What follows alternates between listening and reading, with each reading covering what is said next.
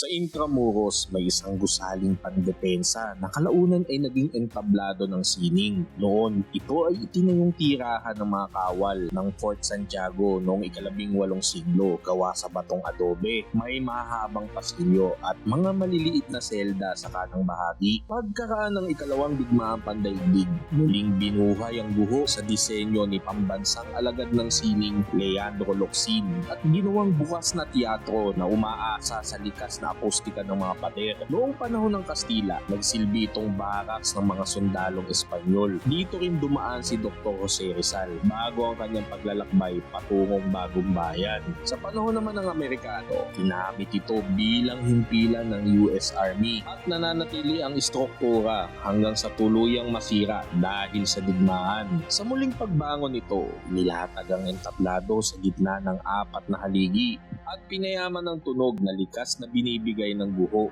Mula 1971 hanggang 2005, dito nanirahan at tagtagpo-tagpo ang mga alagad ng sining ng Philippine Educational Theater Association or PITA. Noong 2017, muling nagdaos ng malaking pagtatanghal para sa ika-50 anibersaryo ng PITA, kasabay ng pagtatayo ng mga silid-bihisan at pasilidad sa likuran ng entablado. Sa kasalukuyan, bukas ang teatro para sa mga dula, konsyerto at iba't ibang pagtatanghal. Mayroon ding mural na inukit noong 2018 bilang parangal kay Raha Sulaiman at patuloy itong inaalagaan ng administrasyon ng Intramuros bilang buhay na entablado ng kasaysayan at sining. At ang makasaysayang entabladong ito ay ang Raha Sulaiman Theater sa Intramuros. Lakad muna tayo dito sa Riverwalk. Like, share, subscribe para sa mas marami pa nating saysay sa ating kasaysayan.